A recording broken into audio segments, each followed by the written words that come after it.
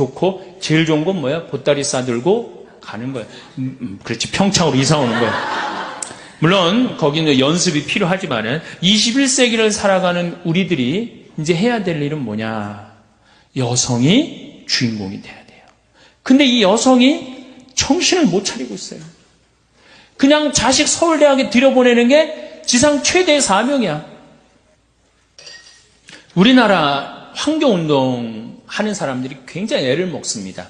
왜 환경운동하는 사람들이 애를 먹느냐면 내가 프라이부르크에 독일 프라이부르크에 시청에 우리 거기 공부하는 신부가 있어갖고 연락을 해갖고 시청에 연락을 해갖고 환경운동 그 시스템을 다 관람을 한 적이 있어요. 일주일 동안 전부 다 관람을 했는데 규모가 어느 만한 집이냐면은 한 40평, 한 50평밖에 안 돼요. 근데 그 환경운동 단체야. 근데 가보니까 후원회원이 40만 명이야. 후원회원이 40만 명이에요. 지금 환경운동연합이 뭐 7만 명인가 8만 명이라는데 그 프라이부르크시 그 근처에 후원회원만 40만 명이야. 누가 다 후원회원 들겠어요? 다 주부들이 드는 거예요. 다 주부들이. 근데 우리나라 주부들은 후원회원 들으라고 그러면 어떻게 해? 애 학원 보내야지, 뭐 아파트 빨리 당첨해야지, 뭐 사회에 관심 있어요, 없어요? 자기 애는 뭐 유학 보내고 몇백만 원, 몇천만 원 하나도 안 아까운데 그거 후원회원 얼마나 해? 5천원, 만원 하는 거. 그거 아까워갖고 못 한단 말이에요. 그러니까 사회운동에 참여를 안 하는 거예요. 그러니까 우리나라 환경운동 단체들이 올라가다가 무너지고 올라가다 무너지고 올라가다 무너지고 그러는 거예요. 왜? 언더 베이스가 안 돼 있는 걸. 그러니까 내가 캐나다에 또 그 환경 세미나 한번 참석을 해봤는데 주부들이 아침에 애들 학교 보내고 모여갖고 회의를 하는데 동네 아줌마들이 회의를 어떻게 해요? 야, 우리 꽃길, 애가 이제 수업 끝나고 오는 길에 이 동네에 무슨 꽃이 저기 심어주면 좋고, 저기 무슨 꽃이 심어주면 좋고, 그래서 우리 애가 지나가면서 이 꽃을 보면 이렇게 행복했으면 좋겠다. 그래갖고 다 회의를 해요. 그래갖고 다 회의를 해갖고 돈이 없어. 그럼 시청이 쫓아간대요. 자, 그 길에 지금 이렇게 놓여져 있는데, 니네들이 예산을 지원해주면 우리가 꽃을 다 심겠다. 그래갖고 따져갖고 다 해갖고 꽃을 심는다는 거예요. 그러니까 이게 되는 거예요. 근데 우리는 내 새끼 하나만 공부 잘하면 돼. 내 새끼만 서울대학 가면 돼. 그런데 무슨 꽃길, 여러분들 자녀들이 여러분들 집에 오는데 무슨 꽃이 폈는지, 무슨 나무가 심어졌는지 알아요, 몰라요? 학원 코스는 알아도 거기에 뭐가 심어졌는지 모른단 말이야. 사실은 왜 교회가 환경운동을 해야 되느냐. 이제 처음에는 뭐 행복이라는 주제로 시작을 했고, 그것도 사실은 다 환경하고 연관이 돼 있어요. 환경 아닌 게 어디 있어요? 환경. 우리가 살고 있는 전체가 환경인데, 그 환경에 대한 변화에 대해서 우리가 교회가 이해하고 그 이해도를 바탕으로 해서 이 세상을 이끌고 나가야 돼요. 그게 이제 종교예요. 종교라는 한자를 보면 마루종의 가르칠 교자야. 그러니까 여러분들 종가댁 그러죠? 최고 높은 집이라는 거야. 종교가 뭐야? 최고 높은 가르침이야. 최고 높은 가르침을 하려면은 어떻게 해야 돼? 모든 걸 이해하고 모든 걸 끌고 나갈 수 있는 능력이 돼야 되는 거예요. 그래서 교회가 이 시대의 징표를 읽는 일, 그건 굉장히 중요한 겁니다. 미국의 초창기의 광부들이 지하 갱도에 들어갈 때 카나리아라는 새를 이렇게 어깨에 얹고 내려갑니다. 지하 갱도에 내려가는 이유가 있어요. 왜냐하면은 지하 갱도에 가갖고 유황이라든가 일산화탄소라든가 아항산가스 냄새를 이게 맡고 얘네들이 픽 쓰러져요. 그럼 광부들이 이게 위험 신호다. 빨리 탈출하자. 그리고 탈출을 한 거예요. 그래서 그 사진, 이 광부들 사진을 보면은 쫙 있는데 꼭 카나리아 사진을 어깨에 딱 있는 그런 광부가 꼭 한 명씩 있어요. 그만큼 카나리아는 뭐야? 생명의 신호야. 생명의 시그널이라는 거지, 시그널. 그러니까 그렇게 예민한 새가 있어야지 어떻게? 생명이 보호되는 거야. 그 공동체가 보호되는 거야. 그럼 지구라는 이 공동체, 카나리아는 누가 해야 되느냐? 당연하죠. 우리 교회가 해야 되는 거, 교회가 생명의 시그널이 돼야 돼요. 그래서 예수님이 우리 예수님 너무 멋있죠. 참 기가 막히죠. 산상설교 하시죠. 마태복음 5장부터 8장까지가 산상 설교예요. 그 갈릴레아 호수가 쫙 내려다 보이는 데서 정말 아름답죠. 이제 이제 해가 지고 더위가 싹 가실 때 사람들을 딱 앉혀놓고 당신이 설교를 하십니다. 거기에 처음으로 하신 설교가 뭐냐면은 진복 8단이에요. 마음이 가난한 사람 행복해라. 마음이 온유한 사람 깨끗해라. 깨끗한 사람 행복하여라. 그러면서 행복에 대한 말씀을 하세요. 그리고 저는 그 다음 말씀이 더 기가 막혀요. 너희들이 이제 일단 행복하면 그 다음에 너희들이 할 일이 있다. 세상의 빛과 소금이 되라. 그래서 마태복음 5장 13절부터 16절에 보면 예수님이 뭐라고 그러셔요? 너희는 세상의 빛이다. 너희는 세상의 소금이다. 소금이 만약 짠맛을 잃으면 어떻게 하느냐? 길거리에 벗어져 갖고 사람들 발에 밟힐 것이다. 만약에 우리 교회가 지금 짠맛을 잃어버리면은 우리는 어떻게 돼? 사람들한테 밟히게 돼 있어요. 등경을 켜서 대박에 덮어두는 사람은 아무도 없다. 등경을 켜서 어떻게? 높은 곳에서 어둠을 밝히는 것이다. 너희는 세상의 빛이다. 너희의 이런 세상과 빛과 소금의 역할을 해갖고 너희의 그런 착한 행실을 보고 하느님 아버지를 온 세상 사람들이 찬양하게 하여라. 그러니까 우리는 무슨 역할을 해야 돼? 세상의 빛과 소금의 역할을 해야 돼요. 사실은 세상 사람들도 우리가 빛과 소금의 역할을 하기를 바라는 마음에서 종교인들한테 잘합니다. 다른 사람에 대하는 것보다 종교인들한테 하는 게 훨씬 잘하잖아요. 그러니까 우리 수녀님들 어디 가면은 거의 무사 통과해요. 우리 신부들보다 수녀님이 더 좀 값이 높은가 봐. 우리 신부들은 이렇게 로만 칼라 차도 다 보여달라고 그러는데 수녀님만 타면은 가시라고. 왜? 세상에 빛과 소금이 앉아 계신데 어디 면허증을 봐요. 세상에 빛과 소금이 계신데. 그만큼 세상 사람들이 우리한테 정말로, 그런데 우리 교회는 그 역사를 보면 어느 순간인가 딱 안 해버립니다. 지금 지구는 고생대, 중생대, 신생대 이 세 시기를 거치는데 지금은 신생대의 맨 마지막 시기로 봅니다. 신생대의 맨 마지막에 탄생한 존재가 누구냐? 인간이에요, 인간. 그러니까 어떻게 보면 창조의 최고 정점이 인간이에요, 인간. 그 중에 진짜 정점이 뭐예요? 여러분들 맨 마지막으로 창조하면 창조할수록 그게 완성품에 가까워요. 아담이 먼저 창조됐어요? 이브가 먼저 창조됐어요? 아담이 먼저 창조됐죠. 그 다음에 창조된 게 누구야? 그러니까 남자보다 더 완벽한 게 누구야? 이브야. 그러니까 이 지구의 마지막 주인공은 누가 돼야 돼? 이젠 바야흐로 여자의 시대로 넘어가고 있는 거예요. 내가 이렇게 강의 이제 할 날이 얼마 남았을지 나도 잘 몰라. 언제 이제 밀려날지도 모릅니다. 지금 중고등학교 아이들, 내가 여기 지금 미국 가고 없는 우리 저 양 신부님, 옛날에 교도소 사목한 신부님, 이 중학교 복사 여자아이가 그런다는 거, 난 커서 신부된다. 그러니까 걔네들 머릿속에는 남녀 구분이 없는 거예요, 이제. 왜 남자만 신부가 돼야 되느냐? 난 커서, 중학교애가, 난 커서 뭐가 되겠다? 신부가 되겠다. 굉장히 의미심장한 얘기 같아요. 우리 교회가 그거 잘 받아들여야 되지 않을까. 저는 그런 생각을 합니다. 이제까지 인간은 인간에게만 관심이 있었어요. 인간에. 지구에도 관심이 없었고 우주에는 더 관심이 없었어요. 근데 이제는 지구에도 관심을 가져야 되고 우주에도 관심을 가져야 돼. 교회가 여러분들 우주에 관심을 가져야 돼요. 여러분들 코페르니쿠스의 전환이라는 얘기 아세요? 모르세요? 코페르니쿠스의 전환 몰라요? 유명한 얘기인데 갈릴레오 전에 지구가 둥글다고, 이 지구가 태양을 돈다고 주장한 사람이에요. 근데 이 사람이 천주교 신부였어요. 공부 조금만 한 사람이면은 그 신부까지는 몰라도 코페르니쿠스의 전환을 하라고 굉장히 많이 강의를 들어요.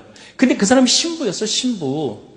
그러니까 그때까지 누가 주도를 했어? 신부가 주도를 했어요. 그때까지, 그 코페르니쿠스 때까지 누가 세상을 주도해 왔느냐? 신부가 천문학자이면서 수사학자면서 강론가면서 언어학자면서 역사학자면서 신부가 다 했어요. 그러니까 신부가 다 하니까 어떻게 세상을 끌고 나갔단 말이야. 그런데 그 코페르니쿠스의 전환이 있고 난 다음부터 이게 세상은 전환을 했는데 교회는 거꾸로 전환을 합니다. 다 포기하고 아무것도 관심을 안 가져요. 성서에만 관심을 갖기 시작해요. 그리고 이제 학문이 전부 다 나눠져 가요. 그러니까 우리는 거기에 관심을 가질 수도 없고 전문적인 조언도 해줄 수가 없는 거지. 빛의 역할을 포기한 거죠. 소금의 역할을 포기한 거죠. 그들이 그런 학문을 한다고 살아가는 거하고 연관 없는 게 아니잖아. 다 살아가는 거에 연관이 있고 결국은 하느님의 질서 속에서 살게 돼 있는 건데 그런 질서가 다 망가진 게 500년 만에 그렇게 망가진 거예요. 저는 이 환경이 이렇게 파괴되고 자연을 이렇게 망가뜨린 건 결국은 주님의 질서를 우리가 세상에 적응하지 못했기 때문이라고 저는 생각을 합니다. 요즘은 뭐라고 부르냐면 타이타닉 비극이라고 그래요. 1890년대 맨 마지막에 이 영국에서 타이타닉 배가 이제 떠납니다. 근데 많은 사람들이 반드시 떠나면은 어떻게 될 것이다? 침몰할 것이다. 근데 우기고 떠나요. 결국은 어떻게 돼요? 뻔히 침몰할 걸 보고 가고 있는 거예요. 지금 많은 예언자들이, 그 예언자들은 기상학자기도 하고 그 다음에 천문학자기도 하고 뭐 많은 학자들이 어떻게 지금 이대로 가다가는 침몰한다고 그러는 거예요. 지금 2100년에는 지구 온도가 6도가 올라간다는 거 아니에요. 2100년에는 6도 올라가면 끝납니다. 끝나는 거예요. 100년이면 여러분 우리한테는 긴 건지 모르지만은 45억 년의 지구 역사를 보면 찰나야 찰나. 그러니까 지금 이거 이대로 가다가는 이제 침몰할 거다. 그리고 이제 침몰을 하게 되는 거예요. 그러니까 우리가 지금 저는 이 시기가 우리 교회에 있어서 아주 중요한 시기라고 생각을 해요. 자, 이제 좀 재미난 얘기를 지금부터 굉장히 재미나요. 나만 재미난지 모르지만은 재미납니다. 인류 역사, 그전 역사는 공룡의 역사 말고 인류 역사만 딱 보면요. 제일 먼저 신이 이 세상을 통치합니다. 뭐든지 신한테 물어봐요. 뭐든지. 그러니까 신의 뜻에 따라서 합니다. 여러분들 주몽, 고구려 세운 주몽 항상 뭐가 나와요? 무슨 사제들이 항상 나왔고 항상 물어보죠? 그렇죠? 그만큼 고구려 시대만 해도 누구 중심이야? 신 중심이에요. 태왕사신기, 전 많이 못 봤는데 태왕사신기도 전부 다 누구의 뜻을 실현하려고 그래? 신의 뜻을 실현하려고 그러는 거예요. 그러니까 처음에는 모든 우리나라뿐만 아니라 다른 모든 나라가 다 누구의 뜻에 의해서 인간이 움직였어요? 신에 의해서. 그러니까 인간은 신에 완전히 구속돼 갖고 신의 뜻에 따라 살았어요. 그러다가 아니지, 이 신이 뭐 우리한테 모두 이렇게 다 지배를 할 수 있나? 우리가 이 왕으로 한번 가보자. 그래갖고 신으로부터 해방하기 시작해요. 누가 이제 중심이 돼? 왕이 이제 중심이 되기 시작해요. 왕. 그래갖고 이제 파라오 같은 경우는 지가 신이라고 그래. 사람이면서도. 그래갖고 이집트 모든 사람들이 노예가 돼버리잖아요. 왕에 다 귀속이 돼요. 그러니까 그때는 뭐 자유인이든 노예든 거의 자유가 없었어. 다 왕 중심으로. 그냥 왕이 죽자 그러면 다 같이 죽어도 아무 상관없는. 그러니까 그때는 인간 대접 못 받았던 거죠. 왕이 중심이 되다가 그 다음에는 이제 누가 중심으로 되냐면 영주 중심으로 이제 분권화가 됩니다. 영주들이 딱 이제 권력을 쥐기 시작해요. 그러면서 이제 왕은 이제 좀 위력이 좀 많이 떨어지죠. 어느 영주, 우리가 말하는 백작, 공작 뭐 이런 그런 이제 영주들 중심으로 쫙 돼요. 그래서 굉장히 또 많이 권력이 어떻게 돼? 많이 분산됐죠. 아니 신에서부터 왕으로 분산되다가 왕에서 영주로 분산되니 얼마나 많이 분산이 된 거예요. 영주로 내려가는데 이제 그 다음에 누구한테로 내려가냐면 사장한테 내려가요. 부르주아한테 내려가는 거예요. 돈 많은 사람한테 많은 자유가 생기기 시작합니다. 돈 많은. 그래갖고 이제 1800년대부터 누가 완전히 정말 실권을 잡아요. 공장 운영하는 사람들. 이런 사람들이 완전히 팔자 피는 거죠. 그 공장 운영하는 사람들 한둘이야? 엄청나게 또 많은 사람들이 자유를 누리기 시작을 해요. 그걸 보더니 가만히 있더니 이제 내려올 때까지 다 내려왔어. 사장, 평민까지 다 내려와서 평민 중에 돈 많이 버는 사람까지 내려왔잖아요. 그러다 보니까 이 프롤레타리아, 노동자들이 니네만 사람이냐? 우리도 사람 대접을 좀 해야 되겠다. 그리고 들고 일어나는 게 공산혁명이에요. 이거는 공산혁명은 단순히 무슨 다 잘 먹고 잘 사자가 아니라 남자의 해방을 얘기합니다. 노동자의 해방에, 남자의 해방인 동시에 누구의 해방이야? 노동자의 해방에. 그러니까 엄청나게 많은 사람들이 이제 자유를 얻었지. 그렇죠? 이제 그리고 난 다음에 이제 민주주의가 시작된 거예요. 민주주의가 시작되면서 아직 해방되지 못한 세대가 나옵니다. 누가 나와요? 여성이 해방되지 못해요. 그렇죠. 다 해방됐는데 왕으로부터 해방되고 영주로부터 해방되고 사장으로부터 해방되고 이제 남자로부터 이제 해방되려고 그러는 이제 유일한 이제 층이 누구야? 여자들이 이제까지는 성적인 도구로 전락했는데 이제는 우리도 세상의 주인공이다. 하늘에 계신 우리 엄마다. 이러면서 여자의 해방이 이제 온 세상에 이제 그러니까 대통령들이 여자 대통령이 얼마나 많이 나오고 있어요. 지금 북미만 여성 대통령이 안 나왔어요. 북미만 많은 대륙 중에 북미만 여성 대륙이 안 나왔어요. 이번에 힐러리 클린턴이 되려고 그러는데 내가 또 떨어졌어요. 그래서 북미는 조금 나중에 또 나오지 않을까 그런 생각이 드는데, 그러니까 이제 여성 대통령이 나올 정도가 됐으니 이젠 누구든지 해방이 된 거예요. 여성이 해방된 거예요. 자, 그러면은 인간의 역사를 가만히 들어보면은 왕시대, 노예 있었죠. 제가 요즘 박경리 씨 토지를 21권을 전권을 다시 이제 읽고 있는데 정말로 인간 대접 못 받은 사람 너무 많아요. 종들. 그렇죠? 지금 종 있어요, 없어요? 지금도 물론 못 먹고 못 사는 사람들 있죠. 하지만 그런 큰 역사의 줄거리에 보면 지금 지금 여자들이 이 시간에 어딜 지금 나와갖고 강의를 듣고 있어. 시대가 완전히 많은 사람들한테 자유로워진 거예요. 점점 시대는 망가지는 게 아니고 역사로 보면 성숙돼가고 완성돼가는 거예요. 이게 오메가 포인트라는 거예요. 그리스도 오메가 포인트로 간다는 거예요. 테이야르드 샤르댕이라는 우리 환경을 이렇게 공부하는 신부들한테 최고로 유명한 사람은 테이야르드 샤르댕이라는 신부님이에요. 두 번째로 유명한 신부는 토마스 벨이라는 신부님. 지금도 토마스 벨이라는 신부님 캐나다에 있어요. 내가 97년도에 토론토 세미나 참석을 해갖고 그 할아버지를 만났어요. 지금 90이 훨씬 넘었는데 정말로 겸손하고 정말로 저분은 정말 동양적인 사고를 갖고 있구나 그런 생각을 했어요. 얘기를 조금 해보는데 영어를 제대로 알아듣지도 못하는데 그 설명을 참 잘하시면서 난 화장실에서 만났어요. 화장실에서 만나갖고 난 한국에서 온 신부인데 당신을 너무너무 존경한다. 왜냐하면 그분이 그때 지구를 움직이는 500인에 선정이 됐었거든요. 그래서 아주 만날 수 있는 영광이 있었죠. 어쨌든 그 역사로 본다면은 지금은 어때?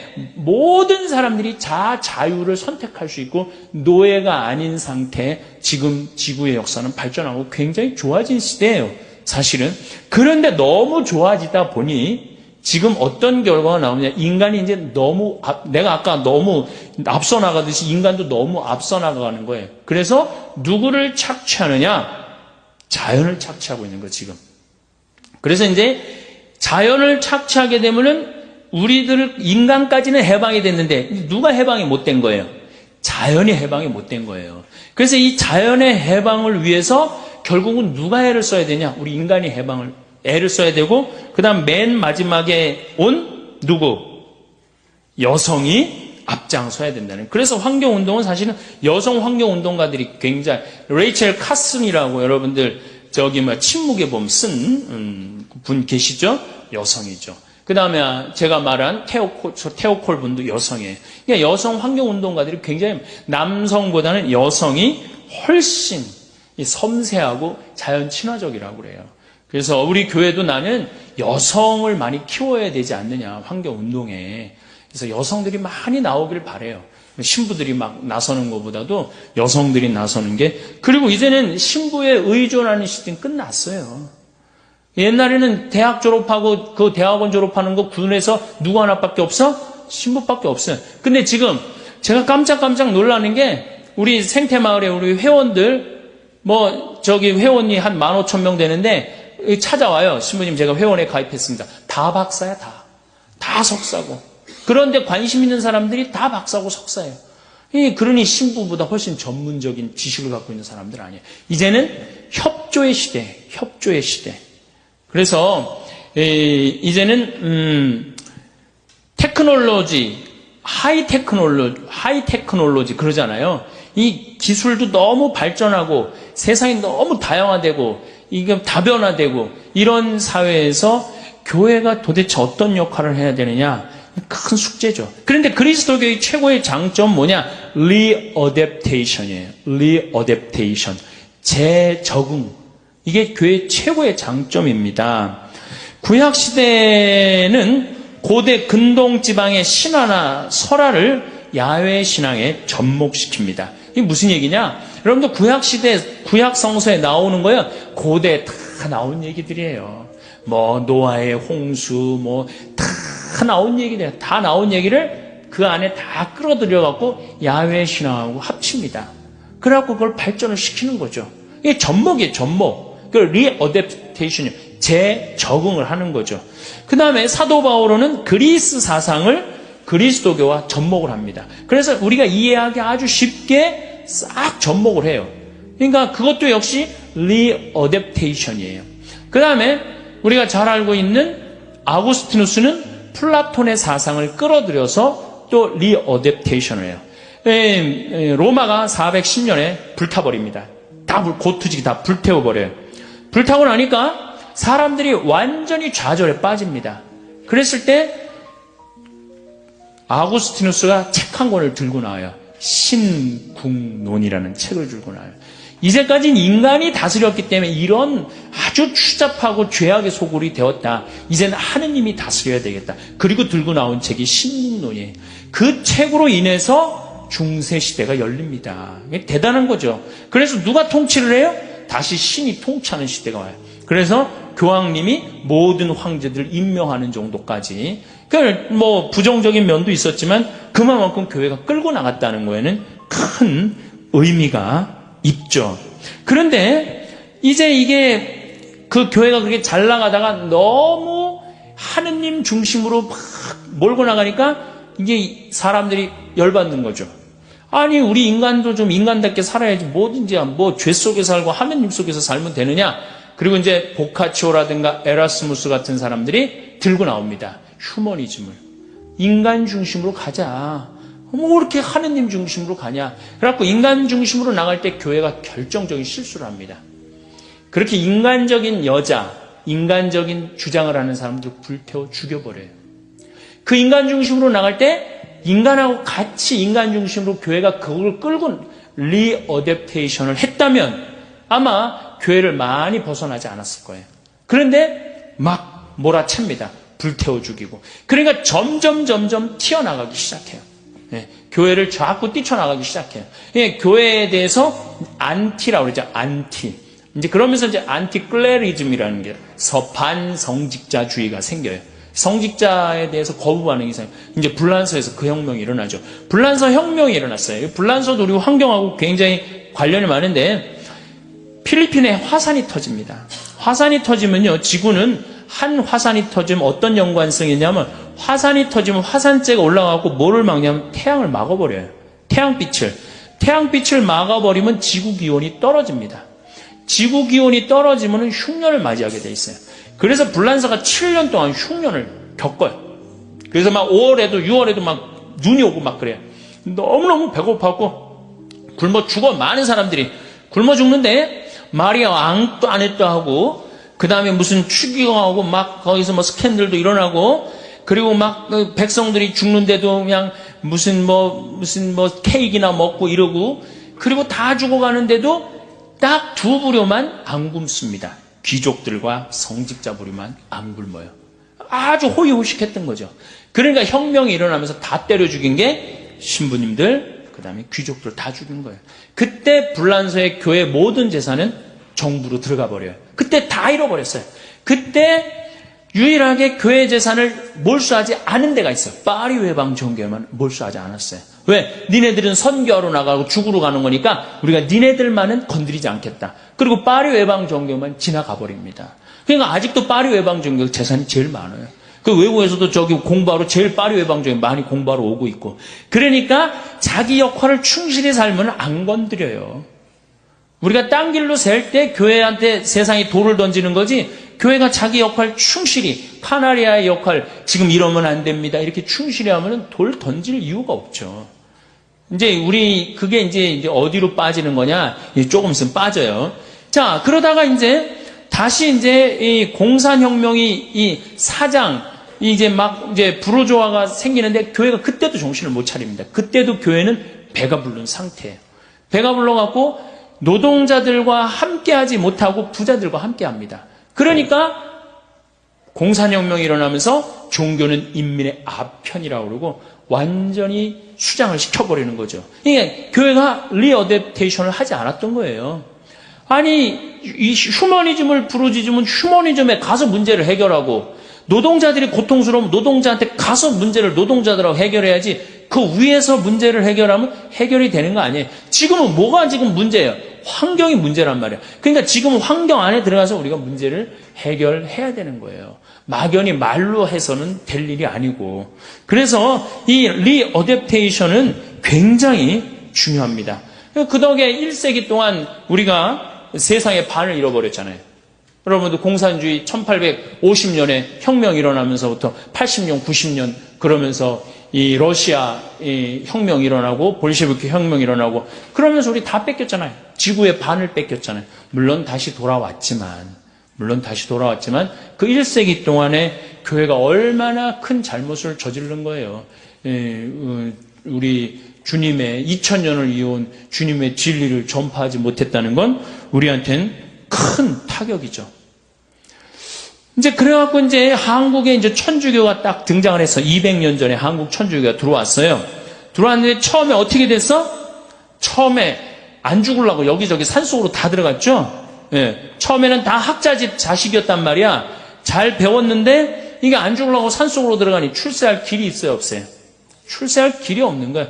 그러니까 우리 신앙의 선조들은 아주 부귀영화를 다 포기하고 산속으로 다 들어가 살았어. 그러니 공부를 할 수 있나, 뭘 할 수 있나. 그러면서 우리가 일제시대까지 암흑을 맞아요. 천주교가. 암흑기를 맞아요. 1950년대까지 천주교는 암흑기였어, 암흑기. 그리고 천주교 믿으면 다 죽는다고 그래갖고 천주교 교우들은 다 쉬쉬해갖고 지금도 자기 천주교 믿는 거 그 전통 이어받아갖고 쉬쉬하잖아. 네, 지금도. 성호도 어디 가면 안 긋고. 그게 이 슬픈 역사의 잔재야, 잔재, 여러분들. 예. 그런데 1950년세부터 방인사제가 나오기 시작해요. 방인사제가. 우리나라 순수한 이 한국 신부들이 나오기 시작해요. 그러면서 이제 1960년대, 70년대 들어서면서 유신헌법에 정의구현 사제단이 앞장서서 많은 사람들을 받아들이기 시작해요. 그러니까 세상에 빛의 역할을 한 거야, 안 한 거야? 한 거죠. 그러니까 세상은 또 누구한테 몰려들기 시작해? 천주교회를 믿고 천주교에 의지하기 시작합니다.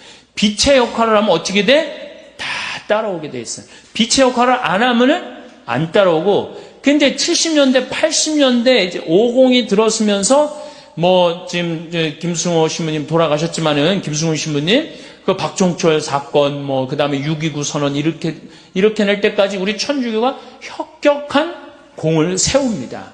그러면서 종교 신뢰도 1위가 뭐야? 천주교. 그 다음에 제일 믿을 만한 직업인 1위가 신부. 추기경님, 제일 존경스러운 사람 1위가 추기경님. 그거를 계속 고수를 합니다. 근데 어느 순간 다 떨어지기 시작해요. 바로 그게 교황님 오시고 난 다음에 90년대 들어서면서부터 그때부터 길을 잃어버려요. 천주교가. 왜 길을 잃어버렸냐? 갑자기 너무 교우들이 폭발적으로 늘어나 버려요. 폭발적으로 늘어나 버리니까 갑자기 이 늘어나는 이 교우들을 주체할 길이 없으니까 이때부터 천주교의 붐이 일기 시작해요. 무슨 붐이 일기 시작하냐면 성당 짓는 붐이 일기 시작해요. 분가하는. 이게 뭐 우리 수원교가 가장 그 전국 교우 중에 제일 많이 하죠. 왜냐하면 다 우리로 몰려오니까. 참 우리 수원교 오신 분들도 다 불쌍해요. 우리 주교님도 그렇고. 왜냐면 분당 하나 생긴다. 그럼 뭐 성당 10개 줘야 되니 그거 어떻게 앉을 수도 없고, 질 수도 없고. 또 동탄에 또 해갖고, 동탄에 또 하면 또 거기다 또 해야 되고, 광교 신도시 또 생기면 광교 신도시 해야 되고, 판교에 되면 판교해야 되고. 참, 이렇게 그거를 감당을 하지 못하는 두 가지의 우리가 딜레마에 빠져 있는 거예요. 밀려오는 교우들을 수용을 해야 되겠고, 시대는 급변하고 있고, 이걸 어떻게 해야 돼? 어떻게 해야지 지혜롭게 이 문제를 우리가 해결하고 다시 정말로 세상의 빛과 소금의 역할을 해야 되느냐? 이게 이제 우리 큰 숙제인 겁니다. 빛과 소금의 역할을 어떻게 해야 되느냐? 저는 제일 천주교의 불만이 뭐냐면 띠두르고 선교하러 나가는 게 제일 불만이에요. 띠두르고 길거리에 나가고 이른 양 찾기, 새 양 찾기, 헌양 찾기 이런 양 찾기 운동 하잖아요. 물론 나름대로 의미가 있고 결코 헛된 일은 아니라고 생각해요. 그런데 문제는 이런 양을 찾고 새 양을 찾고 헌양을 다 찾아갖고 들어왔더니 맨날 성당 분가해야 된다. 그리고 이런 양, 새 양, 헌양이 막 길거리에서 찾을 때 뭐가 있는 줄 알았더니 얼마나 쌀쌀 맞아. 천주교우들 쌀쌀 맞아, 안 쌀쌀 맞아요? 쌀쌀 맞아. 개신교는 가면 막, 아유, 새로 오셨다고 그러고 막, 올 땐 띠두르고 막 오시라고 그러고 가보니까 아무도 아는 체 있는 사람이 하나도 없어. 어느 정도로 우리 천주교 교우들이 쌀쌀 맞으냐면은 내가 안양 비산동 성당 보좌 신부할 때 형제 하나가 교리를 너무너무 열심히 받는 거예요. 그런데 하루는 술을 먹고 날 찾아왔어. 신부님 세상에 이럴 수가 있느냐고. 왜 그러냐? 그랬더니 마누라가 자기가 성당 나오는 게 소원이라고 10년 동안을 빌었대요. 그래서 이제 성당 그래도 마누라를 위해서 큰 선심 쓰고 성당에 나왔대요. 성당에 나왔는데 기도문을 가르쳐 주는 놈도 없고, 언제 일어나는 건지 언제 앉는 거 가르쳐 주는 놈도 없고, 그리고 이제 사도신경이라는 걸 이제 하려고 이제 했는데 그거 긴 걸 어떻게 해요? 그래서 이제 같이 마누라 기도문하고 하려고 그랬더니 마누라가 이렇게 감추더래요. 좀 같이 보고 하자 그러니까 부인이 하는 얘기가 나도 처음에 그렇게 배웠으니까 당신도 그렇게 배우라는 거야. 자기도 처음에 이렇게 눈 넘어 배웠다는 거야. 대충 눈치로 때려잡아서 배웠다는 거야. 누구 하나 자기를 인도해 준 사람이 아무것도 없는 거야. 자기도 이렇게 힘들게 배웠으니까 너도 힘들게 배워라 이거야. 이렇게 힘드는데 들어와갖고 이른 양, 헌양, 새 양 찾으면 뭐하냔 말이야. 막상 들어와 보면 황량한데. 그러니까 교우들의 25%만 주일미사를 참여를 하고 75%가 성당에 안 오는 거예요. 내적 쇄신이 더 중요한 겁니다. 내적으로 빨리 쇄신을 하고 정말 우리 교회의 체질을 제가 그래서 항상 하는 얘기가 섬겨라. 이 섬김의 문화가 무너졌기 때문에 교회의 본래 모습이 없어진 거예요.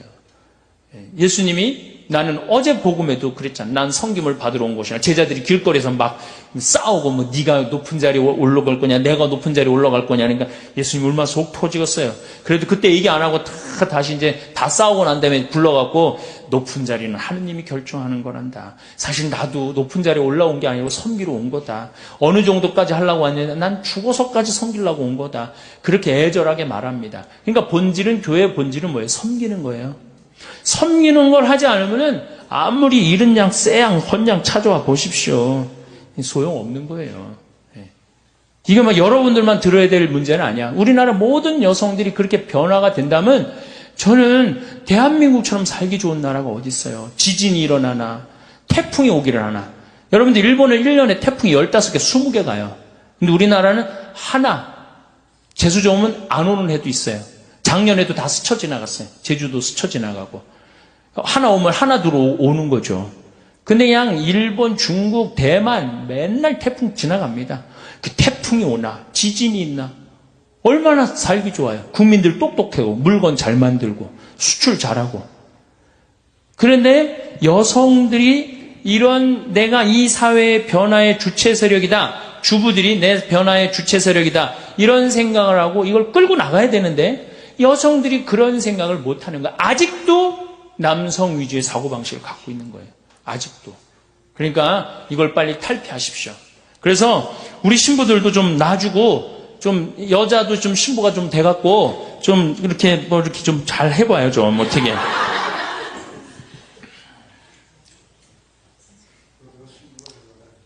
예? 시집 올 때 신부 그런 신부 말고. 네. 네. 네. 자, 환경 문제 조금 더 얘기를 하도록 하겠습니다. 자, 그 다음에 물을 돈 주고 사서 쓴다. 이거 심각한 겁니다. 우리 물 돈 주고 사서 써야 안 써요? 하느님이 공짜로 내려주시는 빈님을 돈을 주고 팔아먹고 돈을 주고 사먹는단 말이야. 이거 여러분들 위기라는 생각이 안 들어요? 굉장한 위기예요. 이제는 수돗물도 이제 아리수 그것도 넣어서 이제 판대잖아요. 아리수도. 근데 사실은 실질적으로 제일 깨끗한 물이 뭐예요? 수돗물, 정수기물, 약수물에 제일 깨끗한 건 수돗물이에요. 왜냐하면은 수돗물에는 0.05 ppm의 Cl, 염소가 들어가 있어요. 그렇기 때문에 이 대장균 이런 거 없어요. 물론 가끔 수돗물에 막 대장균도 들어가고 그 다음에 바이러스도 있다고 그러는데 그런 거 극히 드문 예고 제일 위험한 건 지하수예요. 지하수 우리가 소독하거나 이러지 않으면 이질 걸리는 이유가 다 지하수 때문에 그러는 거거든요. 근데 깨끗한 수돗물은 안 먹고 어떻게 약수물이라고 막 그런 거 해갖고 이질 걸리고 그런 거 그냥 벌컥벌컥 먹는단 말이야. 너무너무 안타까운 거야. 여러분들 대장균이 여러분들 화장실에 가갖고 큰일 한번 보면 대장균이 몇 마리가 나오냐면 4조 6천만 마리가 나와요. 화장실에 가서 큰일 보고 손 안 씻고 나오면은 사람이 나오는 게 아니라 누가 나오는 거? 대장균이 나오는 거, 대장균이. 그러니까 꼭 손을 씻어야 돼요. 근데 대장균이 수돗물이 제일 안 나옵니다. 실질적으로. 그 다음에 정수기 필터링 제도 안 하고 필터 교환해주지 않으면요, 대장균 증식 금방 해버려요. 제일 깨끗한 건 수돗물이야. 근데 우리는 안 믿어. 국민의 1%인가 2%만 수돗물 먹고 나머지는 다 딴물 먹는다는 거예요. 왜? 딴물 다 먹어요. 제정신이 아니니까 제일 깨끗한 물을 안 먹는 거예요.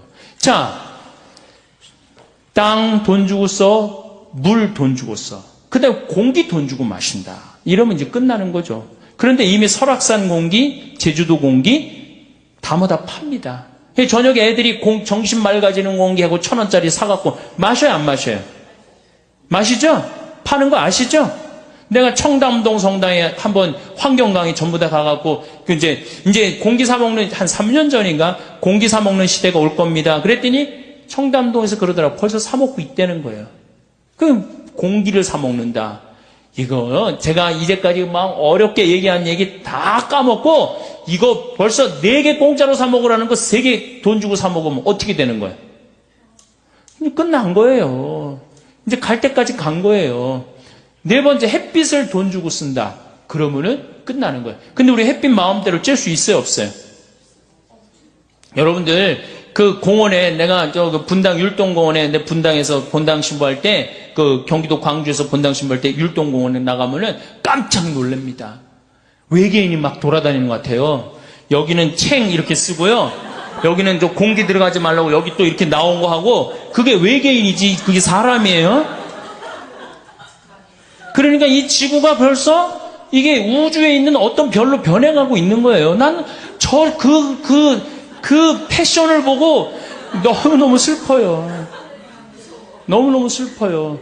이게 오존층 파괴라는 게요. 우리가 25km 성층권에 있는 O3라는 이 막이 이게 지구의 보호막이에요. 이게 42억 년 동안 형성됩니다. 근데 이걸 단 100년 만에 다 깨버려요. 뭘로? 스프레이로. 100년 만에 다 깨버리는 거예요. 에어컨 냉매제로, 냉장고 냉매제로 이걸 다 깨버리는 거예요.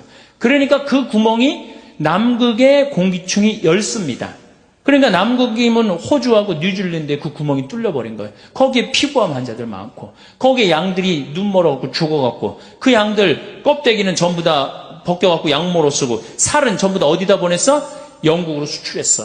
그래갖고 그거 막 갈아갖고 막 소한테 먹였어. 풀 먹는 소한테 이 고기를 먹이니 그 소가 제정신이겠어요? 안 제정신이? 그게 미친 거. 그게 광우병이에요.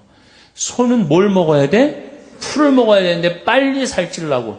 이게 모든 근원은 다 누구한테 생긴 거야? 우리 인간한테 생긴 거예요. 그 인간의 병을 치료해주는 공동체가 누구야?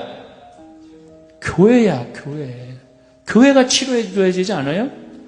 그 썩은 거를 다 이 소금을 뿌려갖고 썩지 않게 해줘야 되는 공동체가 누구예요? 교회예요. 우리야, 우리. 남이 아니고. 근데 우리가 이게 역사적으로 건물 짓다 망한 데 많이 있습니다. 우리 가톨릭이 뭐 짓다 망했어요? 베드로 성전 짓다 망합니다. 베드로 성전 짓다 누가 뛰쳐나가요?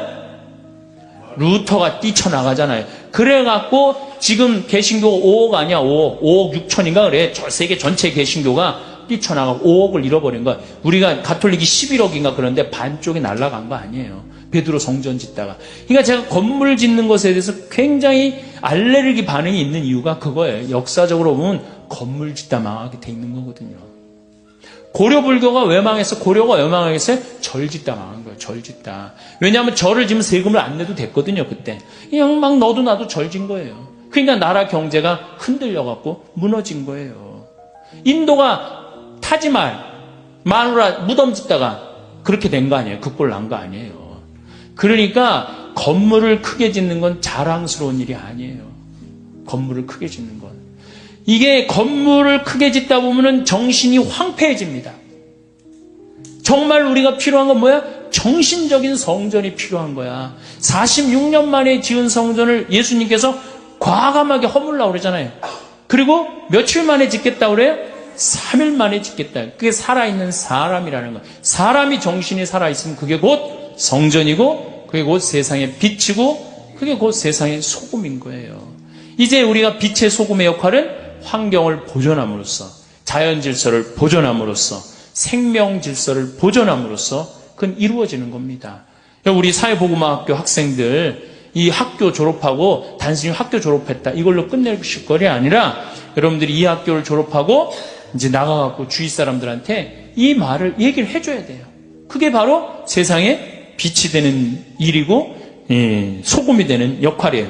우리 천주교는 지금 주교의 환경위원회 있어요. 그래갖고 아주 열심히 지금 해요. 우리 원주교구 이동훈 신부가. 또 우리 농촌 살리기 운동본부가 우리 농촌 살리고 있잖아요. 지금 정말로 그때 94년도에 우루과이인도 나온다 그럴 때 정말로 뜻있게 했단 말이야. 그러고 난 다음에 대구에는 정홍교 신부가 또 열심히 푸른 평화라는 거 하고 그 다음에 그냥 정의로운 일이라면 물불 안 가리고 전라도에는 문기원 신부님이 또 열심히 하고 우리 천주교에도 나름대로 열심히 하는 사람들이 있어요. 그럼 여러분들이 그럼 우리는 뭘 해야 되냐? 그런 분들을 후원하는 거예요. 후원하고 함께하고 동참하고 그럴 때 우리가 세상에 빛과 소금의 역할을 하고 결국은 진리가 선포되는 곳에 사람들은 모이게 돼 있습니다. 그러면 선교는 자연히 저는 잘 이루어지리라고 믿습니다. 성공한 사람들을 보면 크게 두 부류로 나뉘는 걸 알 수 있습니다. 하나는 자신이 성공했다고 여기저기 떠벌리고 다니는 사람들, 그리고 또 하나는 조용히 아무 말 없이 자기 삶을 사는 사람들입니다. 우리는 흔히 성공을 하면 자연스럽게 자랑하고 싶어질 거라고 생각하죠. 좋은 차를 사고 비싼 시계를 차고 SNS에 멋진 사진을 올리고 싶을 겁니다. 왜냐하면 그렇게 하면 남들이 나를 더 인정해 줄 거라고 믿으니까요. 하지만 현실은 그렇지 않습니다. 오히려 진짜 성공한 사람들은 그렇게 행동하지 않습니다. 왜냐하면 보여줄 필요가 없기 때문입니다. 돈이 많다고 높은 자리에 있다고 유명하다고 해서 굳이 그걸 드러낼 필요는 없습니다. 그걸 아는 사람들은 이미 알고 있고 모르는 사람들은 알 필요가 없죠. 그런데도 굳이나 성공했다고 떠드는 사람들이 있습니다. 그런 사람들은 왜 그럴까요? 간단합니다. 그 사람들은 사실 그렇게까지 성공한 게 아니기 때문입니다. 우리는 종종 SNS에서 성공한 사람들을 봅니다. 해외여행을 가고 고급 레스토랑에서 밥을 먹고 멋진 차를 타고 다니는 모습? 그런데 가만히 보면 그런 걸 보여주는 사람들은 언제나 뭔가를 팔고 있습니다. 강의를 팔든 자기 브랜드를 홍보하든 아니면 단순히 자기 자존감을 유지하려고 하든 간에 결국 목적이 있는 거죠. 진짜 부자들은 그렇게 하지 않습니다. 오히려 조용히 아무도 모르게 자기 일을 합니다. 왜냐하면 자랑해서 얻을 게 없기 때문입니다. 오히려 괜히 잘난 척했다가 사람들에게 이용당하거나 시기와 질투를 받거나 쓸데없는 오해를 사는 게 더 피곤합니다. 이건 단순한 돈 이야기가 아닙니다. 사회적인 성공을 이룬 사람들도 마찬가지입니다. 진짜 실력 있는 사람들은 자기 실력을 굳이 떠벌리지 않습니다. 왜냐하면 그럴 필요가 없으니까요. 자기 분야에서 최고라면 사람들이 먼저 알아서 찾아옵니다. 반대로 실력이 부족한 사람일수록 자기를 포장하려고 애씁니다. 우리가 흔히 듣는 말이 있죠. 빈수레가 요란하다. 이 말이 괜히 있는 게 아닙니다. 정말 내실이 있는 사람들은 굳이 시끄럽게 굴지 않습니다. 반대로 겉만 번지르르한 사람들은 자기가 얼마나 대단한지 떠들고 다닙니다. 이걸 좀 더 현실적인 예로 들어볼까요? 동창회에 나가면 꼭 이런 사람이 있습니다. 옛날에는 별거 아니었는데 갑자기 잘 됐다고 나타나서 자기가 얼마나 성공했는지 자랑하는 사람. 처음에는 다들 와 대단하다 하고 들어주지만 시간이 지나면 어떨까요? 대부분 속으로 이렇게 생각할 겁니다. 저 사람 뭐 저렇게까지 티를 내? 결국 그런 사람은 점점 멀어지게 됩니다. 반면에 정말 성공한 사람들은 조용합니다. 굳이 자기가 어떻게 살고 있는지 설명하지 않죠. 그런 사람들은 오히려 주변에서 먼저 알아보고 자연스럽게 존경을 받습니다. 그게 진짜 성공입니다. 그럼 우리는 어떻게 해야 할까요? 내가 뭔가를 이루었을 때 굳이 남들에게 알릴 필요가 있을까요? 물론 가까운 사람들에게 좋은 소식을 전하는 건 좋습니다. 하지만 굳이 모든 사람들에게 나 이렇게 잘 살고 있어요 하고 알릴 필요는 없습니다. 그런 행동은 결국 나에게 득이 되지 않습니다. 성공이라는 건 원래 조용한 겁니다. 내가 잘 되고 있으면 주변 사람들이 자연스럽게 알게 됩니다. 굳이 내가 말하지 않아도 내 행동과 태도에서 묻어나오게 되어 있습니다. 그러니 굳이 보여주려고 애쓰지 마세요. 오히려 그게 더 진짜 성공한 사람의 태도입니다. 사람은 사회적 동물이라고 하잖아요. 혼자 살아갈 수 없고 결국 사람과의 관계 속에서 기쁨도 얻고 때로는 상처도 받습니다. 그런데 한 가지 생각해 볼 게 있어요. 우리가 정말 인간관계가 필요해서 맺고 있는 걸까요? 아니면 그냥 그래야 한다고 배워서 어쩔 수 없이 유지하고 있는 걸까요? 어릴 땐 친구 많으면 좋다고 하죠. 사회생활에서도 인맥이 중요하다는 말을 많이 합니다. 그런데 정작 주변을 보면요, 인간관계가 넓은 사람일수록 스트레스를 더 많이 받아요. 전화벨이 울릴 때마다 이번엔 또 무슨 부탁일까 싶고 단체 채팅방에서 메시지가 올 때마다 이걸 또 어떻게 대답해야 하나 고민하죠. 관계가 많아질수록 책임과 피로도 함께 늘어나는 겁니다.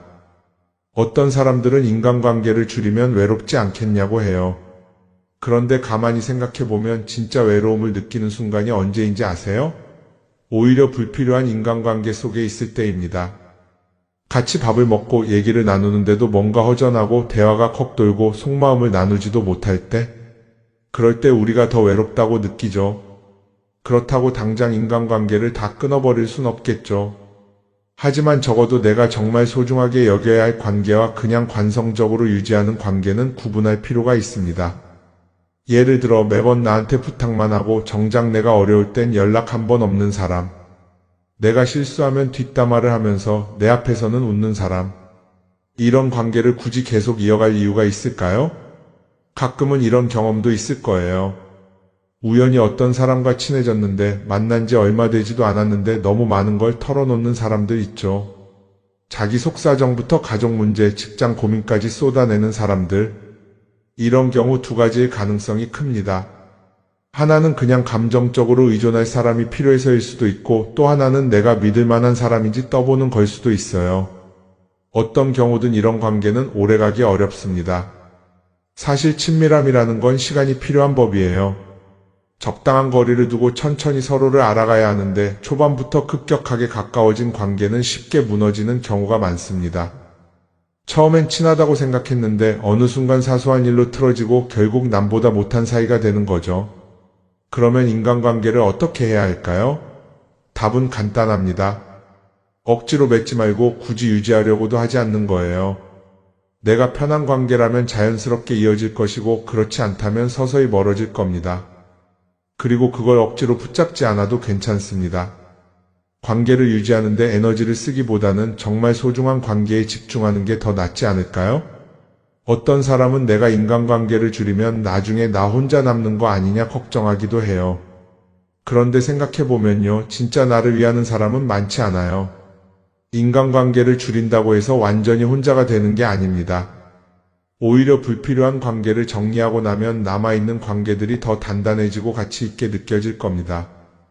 예전엔 인맥이 자산이라는 말을 많이 했어요. 그런데 요즘은 꼭 그렇지도 않죠. 오히려 불필요한 인간관계가 많으면 그게 짐이 될 수도 있어요. 적당한 거리, 적당한 선. 이걸 잘 지키는 게 결국엔 가장 편한 인간관계를 유지하는 방법 아닐까요? 한번 곰곰이 생각해 보세요. 지금 내 주변에 있는 사람들 중에서 내가 정말 편하게 만날 수 있는 사람이 몇 명이나 되는지, 내가 억지로 맞춰주고 있는 관계는 없는지. 관계를 줄이면요, 외로워지는 게 아니라 오히려 더 자유로워집니다. 그리고 자유로워진 만큼 내 인생에서 정말 중요한 것에 집중할 수 있게 됩니다. 인간관계 너무 많은 걸 신경 쓰다 보면 정작 중요한 걸 놓칠 수 있어요. 그러니까 이제는 한 번쯤 정리해보는 것도 나쁘지 않을 겁니다. 사람들이 돈을 많이 벌고 싶어 하는 이유가 뭘까요? 단순히 돈이 많으면 좋으니까? 물론 그것도 있겠지만 사실 돈을 원하는 진짜 이유는 더 나은 삶을 살기 위해서겠죠. 그런데 문제는 돈을 많이 번다고 해서 반드시 삶이 나아지는 건 아니라는 겁니다. 오히려 더 많이 벌수록 더 많이 쓰게 되는 경우가 많아요. 가끔 이런 생각해 본 적 없으세요? 예전에는 돈이 지금보다 훨씬 적었는데 이상하게 그때가 더 여유로웠던 것 같다. 왜 그럴까요?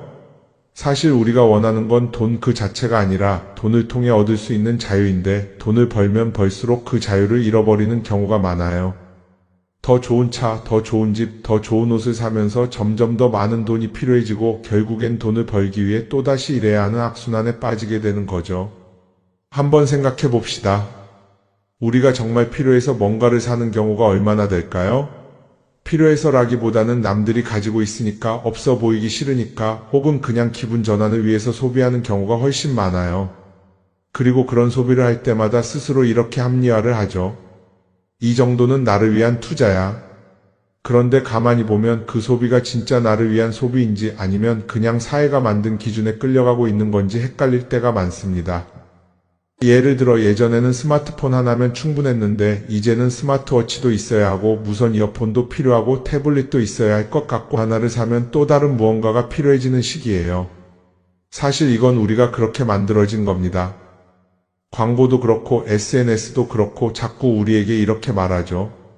이걸 사야 더 행복해질 수 있어요. 그런데 정작 그걸 사고 나면 어때요? 처음 며칠은 좋죠. 그런데 시간이 지나면 또 다른 걸 사고 싶어져요. 왜냐하면 물건이 우리를 오래 행복하게 만들어주지는 않거든요. 특히 요즘은 SNS가 이런 소비 심리를 더 부추기는 것 같아요. 예전에는 친구들끼리 만나서 나 새로 샀어 하고 자랑하는 게 전부였는데 이제는 SNS에 올리면서 전 세계 사람들에게 보여주잖아요. 그러다 보니까 남들도 다 뭔가를 사서 올리고 나도 따라해야 할 것 같은 기분이 드는 거예요. 그런데 중요한 건 그 사람들도 사실은 나와 똑같은 기분이라는 겁니다. 내가 남을 부러워하는 만큼 나도 누군가에게 부러움을 사려고 애쓰고 있는 거죠. 결국 끝없는 비교와 소비 속에서 진짜 중요한 걸 놓치게 되는 겁니다. 한번 이렇게 생각해보면 어떨까요? 만약 내가 지금부터 딱 1년 동안 불필요한 소비를 하지 않는다면 내 삶이 어떻게 변할까? 아마 처음에는 답답할 수도 있어요. 사고 싶었던 걸 참아야 하니까. 그런데 그걸 몇 번 참고 나면 어느 순간 깨닫게 될 겁니다. 내가 굳이 이걸 안 사도 괜찮네?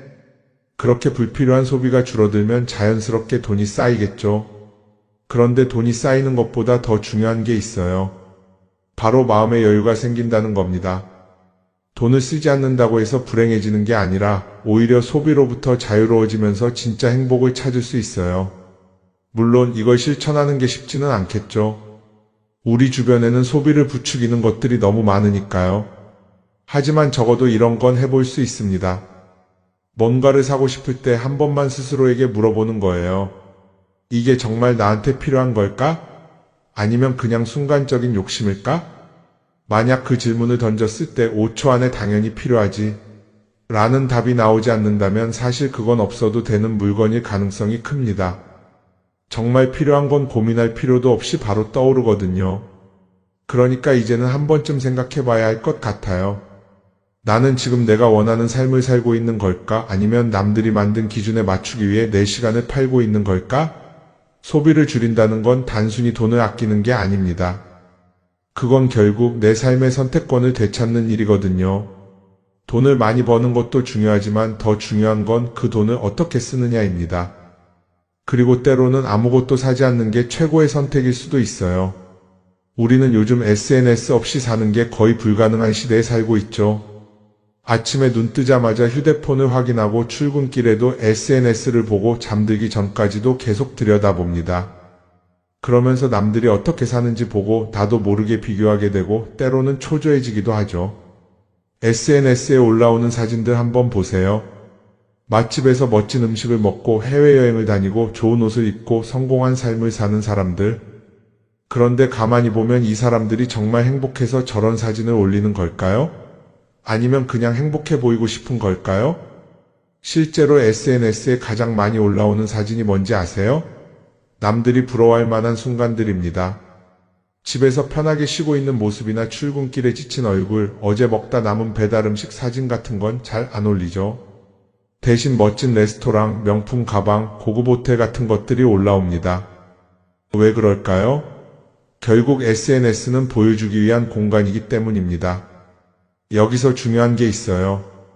우리가 SNS에서 보는 건 그 사람의 삶 전체가 아니라 편집된 일부 장면이라는 겁니다.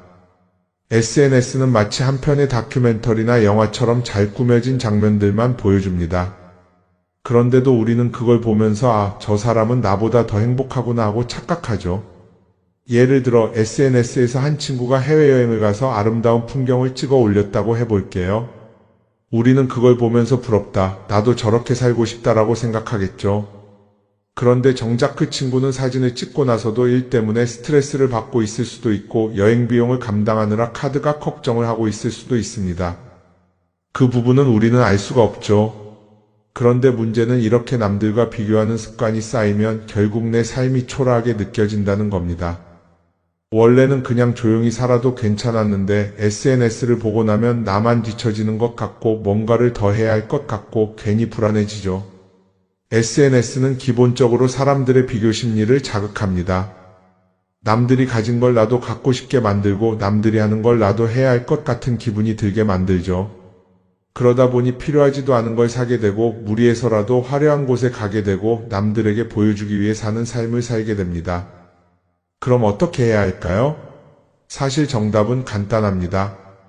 SNS에서 보이는 것들을 곧이곧대로 믿지 않는 것입니다. 그리고 더 중요한 건 남과 비교하는 걸 멈추는 것이에요. 어떤 사람이 비싼 차를 타고 다닌다고 해서 그 사람이 꼭 행복한 건 아닙니다. 좋은 차를 타고 다니지만 밤마다 사업 걱정에 잠 못 이루는 사람도 많아요. 반대로 대중교통을 이용하지만 마음 편하게 사는 사람도 있죠. 결국 행복은 보이는 것이 아니라 느끼는 것입니다. SNS를 덜 보면 덜 불행해진다는 연구 결과도 있어요. 하루 종일 남의 삶을 보면서 비교하는 시간을 줄이면 내 삶에 집중할 수 있는 시간이 많아지는 겁니다. SNS를 완전히 끊을 필요는 없지만 최소한 그 안에 있는 것들이 전부 진짜라고 생각하지 않는 태도는 필요합니다. 우리는 누구나 자신만의 속도로 살아가고 있어요. 남들은 남들대로 사는 거고 나는 나대로 살면 됩니다. SNS에서 남들의 화려한 모습을 볼 때마다 한 번쯤 이렇게 생각해 보세요.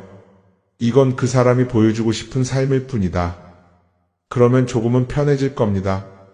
사람들은 다들 자기 인생을 살아간다고 생각하죠. 그런데 가만 보면 정말 자기 인생을 사는 사람이 얼마나 될까요? 많은 사람들이 사실은 남이 만들어 놓은 기준에 맞춰서 살고 있어요. 좋은 대학, 좋은 직장, 좋은 차, 좋은 집. 다들 이런 걸 목표로 삼지만 정작 내가 원하는 삶이 뭔지 깊이 생각해 본 적이 없는 경우가 많아요. 이건 어릴 때부터 교육받아온 방식과도 관련이 있어요. 우리는 어릴 때부터 이렇게 살아야 한다는 틀 안에서 자라죠. 공부 열심히 해서 좋은 성적을 받아야 하고 좋은 직장을 가져야 하고 결혼도 적당한 때에 해야 하고 마치 인생이 정해진 수순이라도 있는 것처럼요. 그러다 보니 나 스스로 정말 원하는 걸 고민하기보다는 그냥 남들이 정해놓은 목표를 따라가게 돼요. 그런데 이렇게 남의 기준에 맞춰서 살다 보면 어느 순간 공허함을 느끼게 됩니다. 이게 정말 내가 원했던 삶인가? 하는 의문이 들 때가 오죠. 어릴 땐 성적이 목표였고 사회에 나와서는 연봉이 목표였고 결혼하고 나서는 아이 교육이 목표였는데 그 목표를 이루고 나면 허무한 거예요. 계속 뭔가를 이루긴 했는데 정작 나는 어디에 있는지 모르겠는 거죠. 진짜 중요한 건 내가 원하는 게 뭔지를 아는 것이에요. 그런데 이게 쉽지 않죠. 오랫동안 남의 기준대로 살아왔기 때문에 막상 내가 정말 원하는 게 뭐지? 하고 물어보면 10가지를 실시를 하고 나니까 딱 3개월 지나고 난 다음에 다 행복하다고. 이렇게 세상이 행복한지 난 모르겠다고 그랬대요. 그래서 내가 지금부터 오늘 이 시간에는 10가지를 얘기를 할 테니까 여러분들 제가 하는 얘기를 잘 듣고 그대로 하면은 분명히 행복합니다. 왜냐하면 내가 행복하니까. 첫 번째, 운동해라. 행복의 첫 번째 조건은 건강입니다. 몸이 아프면요, 아무것도 할 수 없어요. 몸이 아픈 건 뭐든지 귀찮습니다. 몸이 아프면 자신감도 없습니다. 몸이 아프면은 돈도 빠져나갑니다. 그러니까 내가 행복하려고 그러면 제일 먼저 뭐 하면 돼요? 운동하면 돼요. 그래서 30분 정도, 일주일에 3번 정도 몸 안에 산소를 충분히 공급해줘야 돼. 몸 안에 산소를. 그러면은 모든 기관이 다 좋아져요. 산소 공급해주는 제일 좋은 방법은 뭐예요? 걷는 거, 산에 가는 거. 그리고 뭐 그것도 여의치 않으면 여러분들 스트레칭 하는 거. 그리고 내가 조금 돈이 있다. 수영장 가는 거. 수영장 가는 거 참 좋아요. 벤자민 플랭클린이라는 사람이 미국의 독립 선언문을 기초한 분이에요. 이분이 뭐라고 그러냐면 여러분들 잘 아는 유명한 얘기입니다. 재산을 잃으면 조금 잃은 거고 명예를 잃으면 반을 잃은 거고 건강을 잃으면 다 잃었다 그랬어요. 건강을 잃으면 다 잃은 거예요. 저도 원래 관절염이 있었어요. 그래갖고 내 동창들이 나보고 40살 네가 넘어서 살면은 이별여행 가준다고 그랬어요. 세계 이별여행. 그때까지 못 살 것 같았거든. 그리고 내가 보좌 신부 때도 교우들이 나한테 그랬어요. 신부님 곧 쓰러져서 죽을 것 같아요. 그랬어요. 정말로 그렇게 건강이 안 좋았어요. 근데 제가 수영을 하면서부터 건강해지기 시작해서 수영하면서. 지금 수영장 25m 풀 40밖에 한 번도 안 쉬고 돕니다. 한 번도 안 쉬고. 그거 어려운 거 아니에요. 조금만 여러분들 투자하면은. 그걸 이제 그런 이 건강에 자신이 생기니까 요즘은 뭐를 해요? 스킨스쿠버 다이빙을 합니다. 이게 지구상에 여러분들이 보는 건 30%예요. 70%는 어디가 있어요? 바다에 가 있어요. 바다 안에 들어가 보면 정말로 아름답고 신비해요. 그러니까 건강하니까 옛날엔 꿈도 못 꿨죠. 제가 바다에 들어간다는 건 꿈도 못 꿔. 나 하나 걸어 다니기도 힘들었는데. 근데 지금은 너무너무 좋고 행복해요. 건강의 행복의 첫 번째 조건은 뭐예요? 건강이에요. 여러분 오늘 당장에 집에 가갖고 신부님 지금 애 키우고 너무 돈이 좀 빠듯합니다. 쉬운 방법이 하나 있어요. 집에 가서 학원 끊어요. 애들 학원. 학원만 끊으면 여러분들 뭐가 생겨? 돈이 생겨요. 그 돈 가져와서 여러분들 건강 먼저 챙기세요. 그게 자식을 위하는 길이에요. 그래서 행복하려면 뭐 해라? 운동해라. 두 번째, 감사해라. 이거 참 우리가 못하는 것 중에 하나예요. 하루에 5가지씩 감사하라는 거예요. 하루에 5가지씩. 저는요, 이 얼굴은 제가 씹다 뱉은 수제비 같이 생겼어도 이 목소리 하나는 정말로 100만 불짜리라고 그래요. 목소리 좋죠?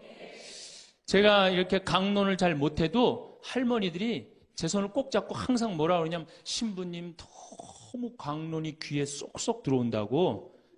되게 강론을 잘하는 게 아니에요. 제 목소리 톤이 이렇게 대중한테 귀에 쏙쏙 들어가는 톤이에요. 얼굴은 씹다 뱉은 수제비 같이 생겼어도 목소리 좋은 건 신부한테는 최고 선물 아니에요? 아니 내가 얼굴 못생긴 거 이거 원망한들 이거 다시 바뀝니까? 안 바뀌어요.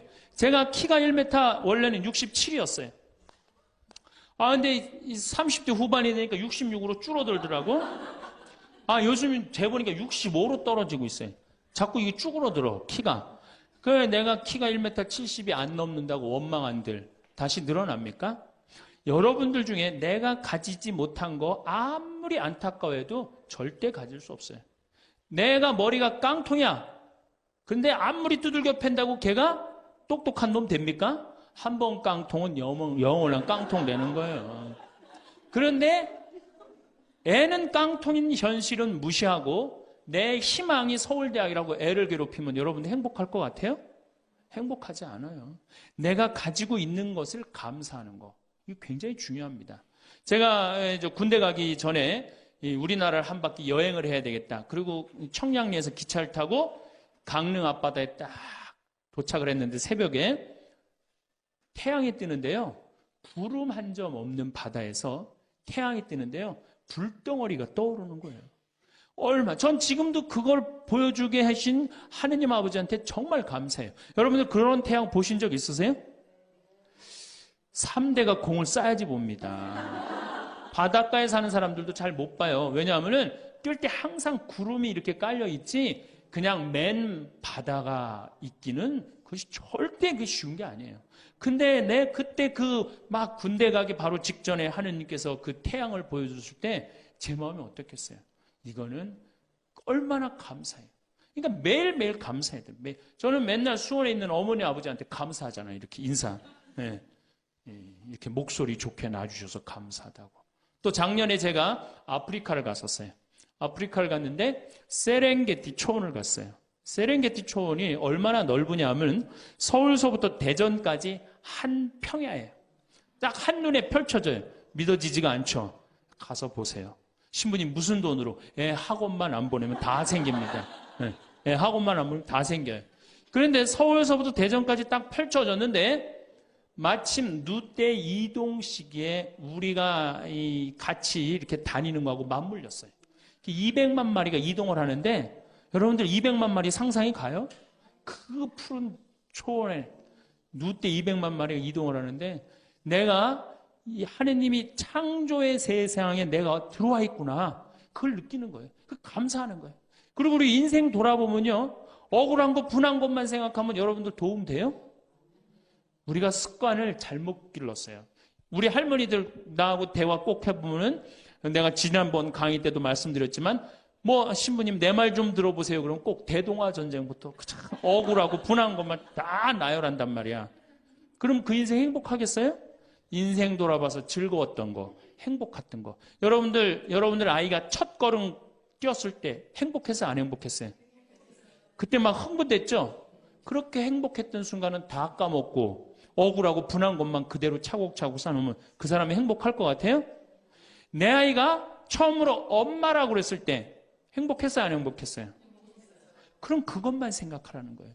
지난 과거를 돌아볼 때 즐거웠던 거, 행복했던 추억만 마음에 자꾸 쌓일 때 내 마음이 이뻐지는 거. 우리 성가에도 내 마음은 주님께서 가꾸시는 작은 정원이라는 노래도 있잖아요. 근데 그놈의 정원이 그냥 가시반, 그냥 미움, 분노, 증오만 꽉 차 있다면 그 밭이 행복한 정원이 되겠어요?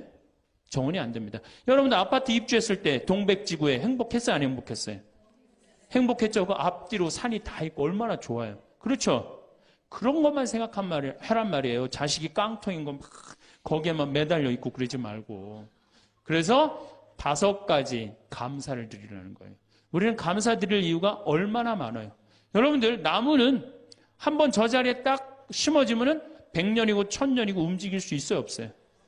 근데 우리는 움직여갖고 지금 경기도 이 강원도까지 와갖고 여러분들 맑은 공기, 이 꽃 가득한데 여러분들 산책하는 거 보니까 꽃 속에서 꽃이 산책하는 것 같아요. 너무 보기 좋더라고. 얼마나 좋아요. 물고기는 물 속에서만 살 수 있어요. 그렇죠? 근데 우리는 하늘도 날고 땅도 걷고 바다도 들어가고 인간으로 태어난 게 얼마나 풍요로워요. 인간은 굉장히 풍요로운 존재예요. 생명력에 있어서. 그 풍요로움을 내가 마음껏 누리고 느끼고 살아가는 사람이 있는가 하면은 뒷방에 처박혀갖고 원망하고 분노하고 저주하는 사람, 그리고 살아가는 사람이 있어요. 여러분 어느 걸 선택하시겠어요? 먼저 거를 선택하시는 게 굉장히 중요해요. 그래서 항상 감사해라. 3번째, 대화해라. 이게 100년 살 사람들의 숙제 중에 숙제입니다. 대화가.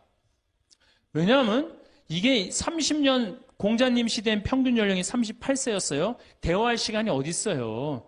애 놓고 애 키우고 그러다 죽기 바쁜데. 근데 지금 애가 다 직장에 다니고 손자 손녀까지 낳는데도 내가 죽어야 안 죽어요. 그러면 그 많은 시간 뭐하고 살 거예요? 그 많은 시간 대화하고 살아야 돼. 나하고 영적으로 맞는 사람하고 이야기하는 거 굉장히 중요합니다. 영적으로 맞는 사람이랑 대화하는 거. 나는 우리 신부들하고 대화하는 거 참 좋아하는데 나는 우리 그 동기 신부들도 뭐 친한 편이지만은 우리 선배들하고도 많이 친해요. 내가 아주 좋아하는 신부 베드로 신부가 작년에 나하고 북유럽을 여행을 가기로 했는데 이 신부가 몸이 아파갖고 다시 복귀를 해. 그러니까 이제 다시 본당 신부로 발령을 받아서 이렇게 일반 여행을 가기 싫고 성지순례를 가고 싶었나 봐요. 나하고 약속을 깨고 저는 혼자 북유럽을 가고 이 신부는 메주고리를 갔다 왔어요. 메주고리를 갔다 왔는데 내가 이제 교구청 강의 나가거나 교구에 강의 나갈 일이 있으면 그 집에서 잠을 잘 자요. 이제 그 성지순례 갔다 오고 난 다음에 그 집에서 잠을 자는데 그 신부가 미안했는지 성지순례 갔다 온 이야기를 해주는 거예요. 메주고리는 40년 동안 성모님이 4명한테 매일 발현한대요. 한 명한테는 부활 때, 성탄 때, 또 한 명한테는 8월 10, 매달 15일에 이렇게 발현을 한대요. 그곳에 이제 갔는데 거기서 신부님을 한 분 만나셨대요. 어떤 신부님을 만났느냐 하면은 이탈리아 신부님인데 시실리 본당 신부님을 만났대요. 근데 이 신부님은 나이가 굉장히 80이 다 된 할아버지래요. 근데 이 할아버지가 신앙의 여정이 특별했던 거야. 이 할아버지 신부님은 태어나면서부터 엄마가 뭐라고 그랬냐면 너 신부 되라 그랬대요. 그러니까 머릿속에 딱 신부 외에는 아무것도 박혀 있는 게 없는 거예요. 그리고 엄마가 얼마나 무서웠느냐 하면은 주일미사를 빠지면은 빨개 벗겨갖고 내쫓았대요. 신부 될 놈이 주일미사를 빠진다고. 그리고 일주일을 굶겼대요. 그러니까 한 번도 다른 걸 생각해 본 적이 없는 거 무서워갖고 엄마가. 그리고 자기는 신부가 팔자인 줄 아는 거예요. 그래갖고 신부가 됐으니 뭐가 행복해. 자기가 원한 것도 아닌데 이끌려서 그냥 신부가 됐는데 그래갖고 정말로 신앙심 없이 이 신부님이 10년을 그냥 살았대요. 그 신부님도 아마 엄마 죽으면 이제 관두려고 이제 이게 언제 죽나 기다리는데 이제 사제로 생활을 한 지 10년이 됐는데 자매들하고 어느 날 같이 있는데 자매 중에 하나가 마귀가 걸린 거예요. 그래갖고 막 마귀짓을 하는 거예요. 막 마귀짓을 해요. 그래갖고 주위의 자매님들이 그땐 1950년 되니까 구마기도 함부로 못했거든요. 신부만 할 수 있었어요. 신부님이 빨리 하셔라. 난 못한다. 왜 못하시냐? 사실은 내가 신앙심이 없어갖고 이렇게 안수기도를 마귀를 쫓는다고 안수기도를 하면은 그 마귀가 금방 내가 신앙이 없는지 알아볼 거다. 그래서 나한테 들어올까봐 나 무서워서 난 못한다. 그래도 신부님밖에 없는데 어떻게 하시냐? 신부님이 하셔라. 그래서 어쩔 수 없이 구마기도를 했대요. 머리에 손을 얹고 뭐라고 이 신부님이 기도했느냐면 마귀야 부탁이니 제발 나한테만 들어오지 말아다오 이렇게 기도를 했대요.